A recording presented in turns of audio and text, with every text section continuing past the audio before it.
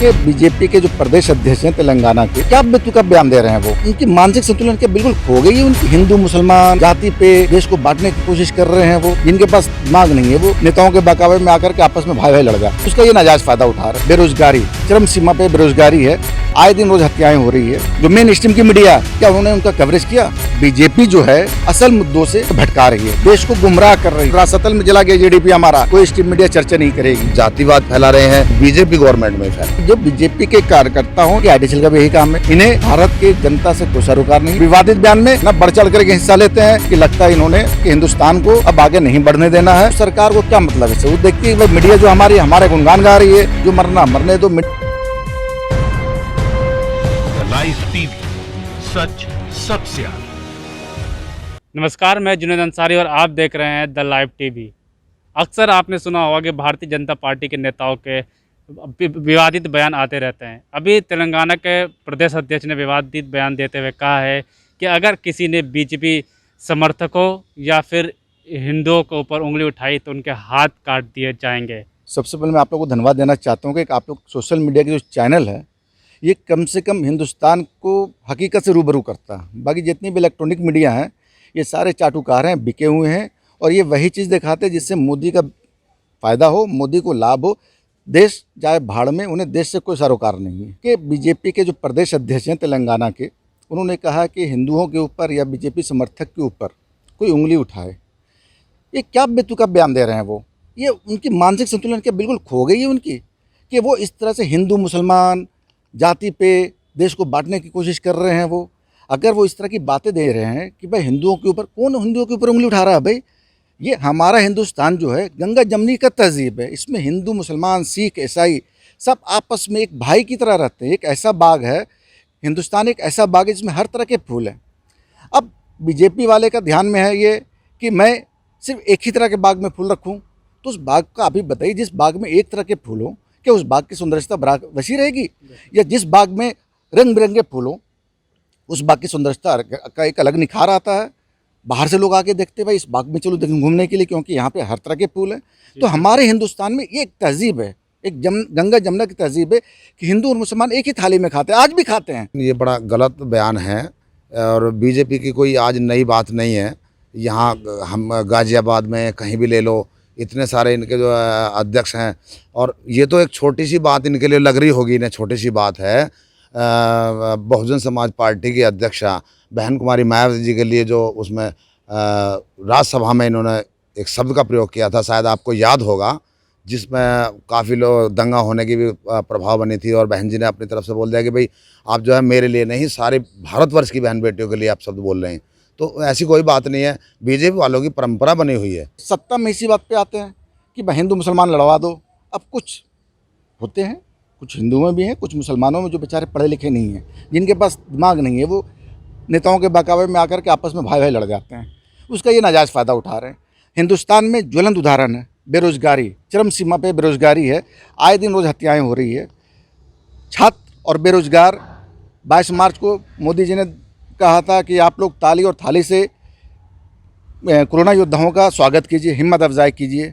सारे लोगों ने मोदी जी के आदेश का पालन किया। और मीडिया को देखिए, एक एक मीडिया का कैमरा हर जगह लगा हुआ था जहाँ पे ताली और थाली बज रहे थे। छात्रों ने ताली और थाली बजाई 5 सितंबर को। एक भी मीडिया, आप बता दीजिए, एक भी इलेक्ट्रॉनिक मीडिया जो मेन स्ट्रीम की मीडिया है, क्या उन्होंने उनका कवरेज किया? वो छात्र खुद अपना वीडियो शूट करके आप लोग जैसे लोगों के पास भेज रहे हैं, और आप लोग उनके बेरोजगारी को दिखा रहे हैं। आप अब सुनने में आया है कि 9 सितंबर को रात के 9 बजे 9 मिनट के लिए लोग कैंडल और टॉर्च जलाएंगे। मुझे आप लोग से पूरी उम्मीद है कि आप लोग भी इसको पूरा कवरेज करेंगे। और रही बात कि बीजेपी की, बीजेपी जो है वो असल मुद्दों से आपको और हमें भटका रही है, देश को गुमराह कर रही है, देश की जीडीपी गिरा दी, बुरे हालत में रासतल में जला गया जीडीपी हमारा। इस पर आज कोई स्ट्रीम मीडिया चर्चा नहीं करेगी।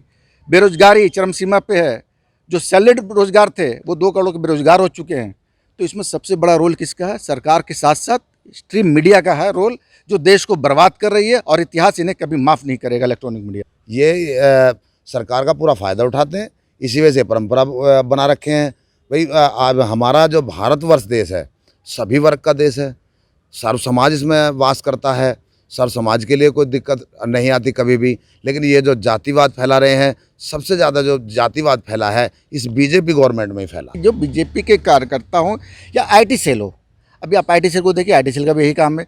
बीजेपी के प्रदेश अध्यक्ष हो, महामंत्री हो, मंत्री हो, संगठन का महामंत्री हो या एमपी हो या कैबिनेट का मंत्री हो, इनका एक ही मकसद है कि देश को बांट दो, हिंदू और मुसलमानों के बीच में इतनी खाइयाँ पैदा कर दो ताकि हमारी राजनीति की रोटियाँ सिकती रहे और मैं अपने सत्ते से प्यार करता रहूं। इन्हें सत्ता के अलावा जनता से जरा से भी लगाव नहीं है, जनता से 1% भी मोहब्बत प्यार नहीं है इन्हें। पर भारतीय जनता पार्टी के जितने भी मंत्री हैं, नेता हो या संगठन में जो भी कार्यकर्ता या अध्यक्ष हो, इन्हें भारत के जनता से कोई सरोकार नहीं है, इन्हें सिर्फ अपने गद्दी से सरोकार है। इन्हें मोदी जी को सत्ता में बैठा के रखना चाहते हैं ये, और देश को जहाँ जाए जाने दीजिए। कर्ज लेना होगा, वर्ल्ड बैंक से है, IMF है, उनसे कर्ज लूँगा और उनके ट्रेड को मैं एक्सेप्ट। हिंदू मुस्लिम चाहिए, हिंदू मुस्लिम। अरे एक बात बताओ, हिंदू मुस्लिम तुम कराते हो, ये सब भी चीज़ भी तुम्हारे पुलिस प्रशासन इतना वो बना दिया है इन्होंने कि आम आदमी बाहर रोड पर निकल नहीं सकता है। ठीक है, सरकारें सबकी आती भी हैं, जाती भी हैं। अब देखिए माननीय योगी जी को देख लीजिए आप, इतने उत्तर प्रदेश की केवल मैं बात बता रहा हूँ, उत्तर प्रदेश में इतने रोजाना वो होते हैं मर्डर कि पूछो मत। और इनको कहीं भी कोई भी आज तक इन्होंने कभी किसी को ये नहीं किया इनके सांसद कुछ बोल दें। विवादित बयानों पे जो इनके आला कमान हैं वो कुछ कार्रवाई क्यों नहीं करते?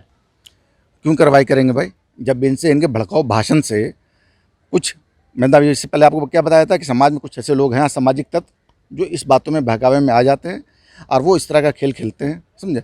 तो ये क्यों कहेंगे, इनकी तो राजनीतिक गोटियाँ सीख रही है ना इससे, ये तब भी मना करेंगे। हाँ, अगर कोई इनके बेरोजगारी पे बात करे, कोई मंत्री इनका सामने नहीं आएगा डिबेट में, कोई नेता नहीं आएगा डिबेट में सामने।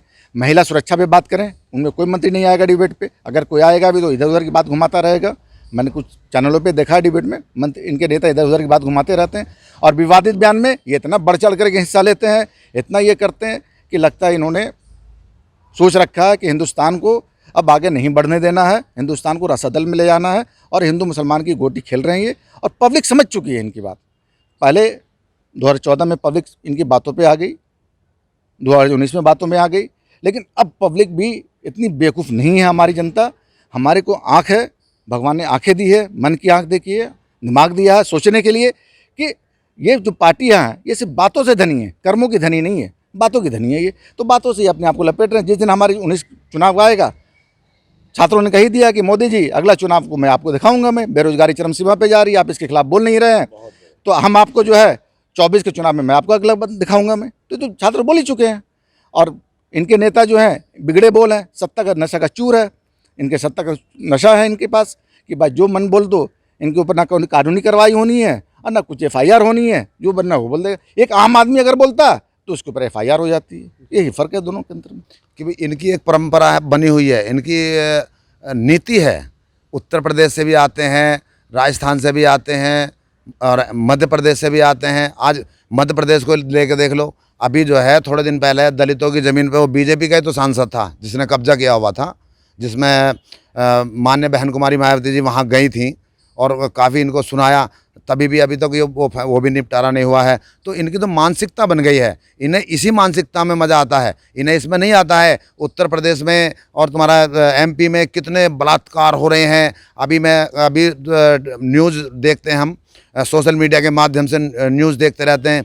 अब इसका लखनऊ का है और तुम्हारा अभी इसका आया था, क्या नाम है, कासगंज वगैरह का, अलीगढ़ साइड के बहुत सारे ऐसे जो इनके आते हैं, उन पे इन्हें ध्यान देना नहीं है। केवल इन्हें तो हिंदू मुस्लिम चाहिए। उत्तर प्रदेश के कल सांसद ने सच में ये बोला है, ये सही बात है, लेकिन अभी तक उस पर कोई कार्रवाई नहीं हुई है और ना ही होगी।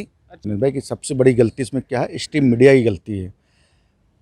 सुसाइड हो रही है, आत्महत्या हो रही है, बेरोजगारी चरम सीमा पे। अभी 5 सितंबर को छात्रों ने ताली और थाली बजाई, क्या मीडिया ने भी कवरेज किया? तो ये सबसे बड़ी गलती जो है वो मीडिया की है, इलेक्ट्रॉनिक मीडिया की। जो देश को बर्बाद जो हो रहा है उसमें सबसे बड़ा रोल मीडिया का।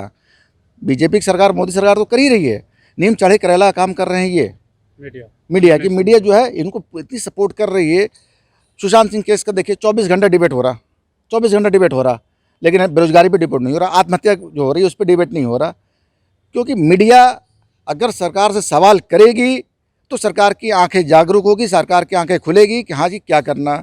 जब मीडिया ही सरकार का पक्षधर हो जाता है, प्रवक्ता बन जाता है, तो सरकार को क्या मतलब है इससे? वो देखती है कि भाई मीडिया जो हमारी हमारे गुणगान गा रही है, जो मरना मरने तो मीडिया कवरेज करनी ही नहीं है, तो सरकार क्या करेगी? अगर मीडिया जिस दिन चाहे उस दिन सरकार सही काम करेगी और सरकार असल मुद्दों पे बात करेगी, अगर ये मीडिया अपनी सही जगह पे आ जाए, तो अपनी अपनी पत्रकारिता पे सही से नॉलेज हो जाए तो।